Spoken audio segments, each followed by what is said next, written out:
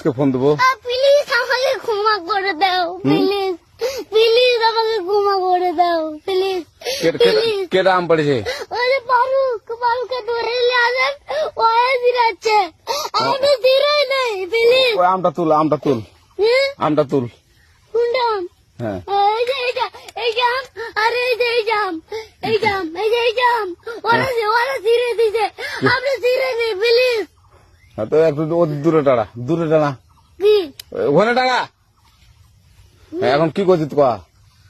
ফারুক না, হুম আমরা কিভাবে বলছি, আমরা রাস্তা দিয়ে বললাম বলে আমরা স্কুল যাবো, হ্যাঁ কয়টা বস্তা দেখি ওই বাগানে ঢুকলে দিয়ে না আমাকে একটা দুইটা আম ছিঁড়ে দিল।